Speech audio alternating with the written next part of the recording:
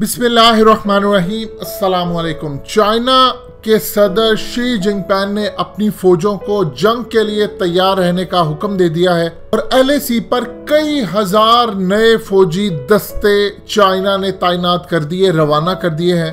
और साथ ही चाइना ने ऐलान किया है कि जितना हमने अमन दिखाना था दिखा दिया, अब वक्त आ गया है कि एक जंग लड़ ली जाए और दुश्मनों को मुकम्मल तौर पर वाइप आउट करके बाकी तमाम ममालिक को भी जवाब दे दिया जाए कि चाइना की कैपेबिलिटी क्या है। जो अब तक ये समझ रहे थे कि चाइना खामोश है और 30 साल से वो कोई जंग नहीं लड़ना चाह रहा, लिहाजा अब वक्त आ गया है कि चाइना मुकम्मल तौर पर पूरी दुनिया को साबित कर दे कि उसकी ताकत और कैपेबिलिटी क्या है।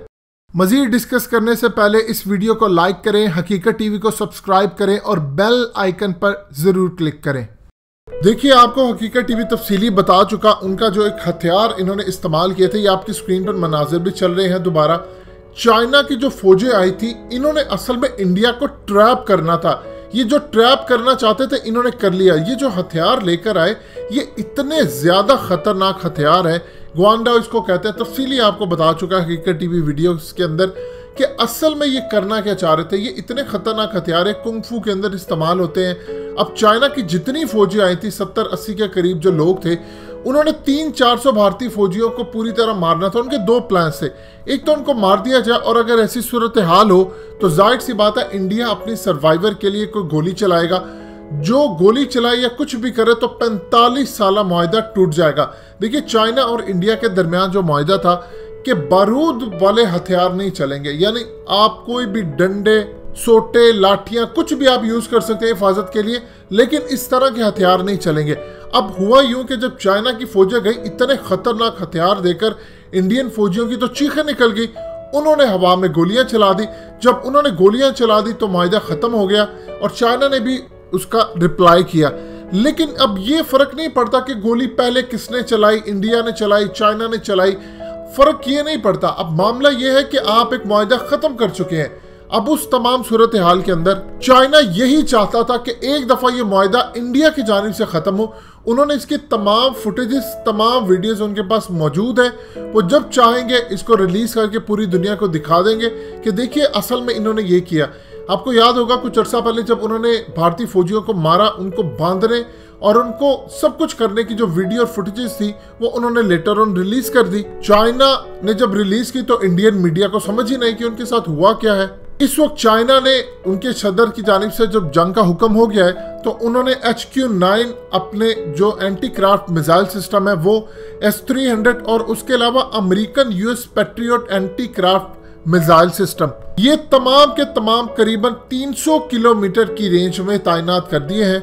इससे आप अंदाजा कर सकते हैं कि अगली जो लड़ाई होने जा रही है वो अब सोटे, डंडे या ग्वांडाओ से नहीं होगी। वो अगली लड़ाई जो होगी वो मिसाइलों की लड़ाई है। चाइना ने अपने J-20 स्टेल्थ फाइटर भी डिप्लॉय कर दिए हुए हैं। ये तमाम के तमाम अब इंडिया पर हमला करेंगे और इंडिया के लिए सबसे खतरनाक चीज जो सामने आई है वो ये है कि सर्दियों के अंदर उनकी तैयारी कुछ भी नहीं है। इंडियन फौजी लड़ने के लिए तैयार नहीं है। इन्होंने प्लान ये किया था कि तिब्बतन को आगे करेंगे, घुरकास को आगे करेंगे।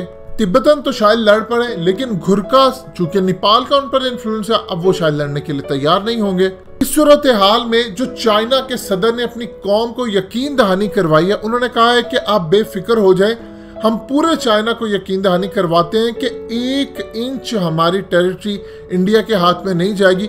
हम जितने तमाम के तमाम इलाके हैं वो वापस लेकर रहेंगे, लिहाजा आप बेफिक्र हो जाएं। चाइना ने जो आगे धमकियां दी हैं इंडिया को वो जरा सुन लीजिएगा। चाइना कहता है कि 30 साल से भारत ये सोच रहा है कि इंडिया और चाइना की अगर जंग नहीं हुई तो इसकी वजह सिर्फ चाइना का पीस प्रोसेस है। उनका कहना है कि हम ये बता देना चाहते हैं इंडिया को कि अब वक्त आ गया है कि आप अगर ये समझते हैं कि चाइना डेयर नहीं करेगा या कंप्रोमाइज कर लेगा तो इस तमाम सूरत हाल में 30 साल में अगर हमने जंग नहीं की कोई तो उसकी सबसे बड़ी वजह यह है कि हम अमन चाहते थे।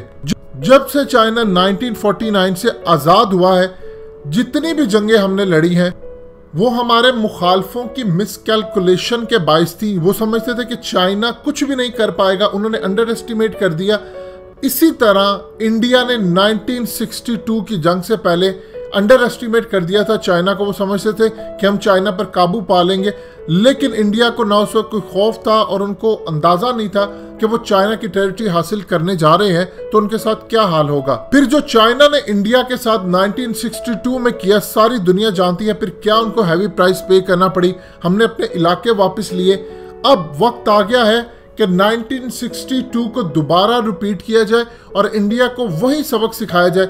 लेकिन इस दफा जो चाइना सबक सिखाएगा वो पहले से बहुत ज्यादा खतरनाक होगा, क्योंकि अब हम बहुत ज्यादा आगे निकल चुके हैं और इंडिया की फौजें कैपेबल ही नहीं है कि वो चाइना का मुकाबला कर सके।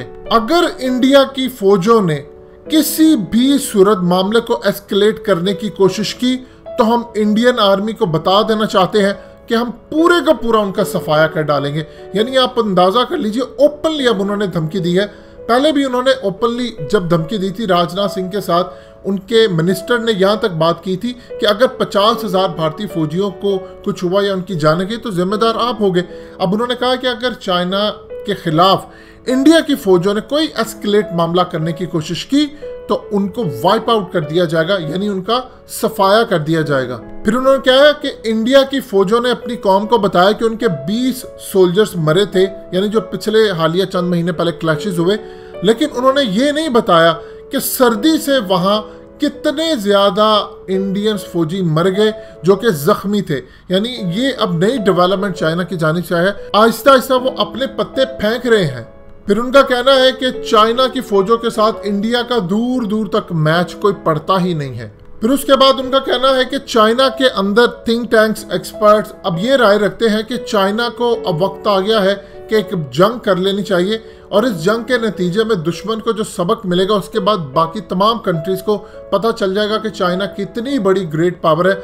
लिहाजा वक्त आ गया है कि इंडिया को 1962 से भी बड़ा सबक देना चाहिए। और एक दफा हमने न्यू दिल्ली को जब सबक सिखा दिया तो उनको अंदाजा हो जाएगा कि चाइना कितनी बड़ी फोर्स बन चुका है और दोबारा जिंदगी में कभी भी इंडिया चाइना के खिलाफ खड़ा नहीं होगा। हम ये बता देना चाहते हैं कि अगर आम चाइनीज इंडिया के खिलाफ लड़ने से डरता नहीं है, घबराता नहीं है, तो चाइना की आर्मी कैसे इंडिया से लड़ने से घबराएगी, जो इंडियन मीडिया के अंदर पोर्ट्रे किया जाता है। हम इंडिया को क्लियरली बता देना चाहते हैं कि अगर आप ये समझते हैं कि आप चाइना को शिकस्त दे पाएंगे तो हमारा अपर हैंड है आप पर और हमारे पास तमाम की तमाम फैसिलिटीज हैं, चीजें हैं जिससे हम आपको शिकस्त दे सकते हैं।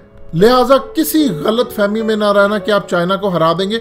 चाइना के पास ऐसी कैपेबिलिटी है कि वो इंडियन फौजों का सफाया कर देगा, ना उसके बाद इंडिया की फौजें रहेंगी और ना वो चाइना से मुकाबला लड़ने के लिए तैयार। असल में चाइना की जो धमकी है या उनके सदर ने जो सब कुछ कहा है उसके पीछे सबसे बड़ी जो उनको बैक मिल रही है वो है पाकिस्तान। 1962 के अंदर उन्होंने जनरल अयूब को कहा था कि यही मौका है कि आप अपनी फौजें उतार दें और कश्मीर आज़ाद हो जाएगा। लेकिन उस वक्त जनरल अयूब ने बहुत बड़ी गलती की, उन्होंने ये काम नहीं किया और आज हम भुगत रहे हैं।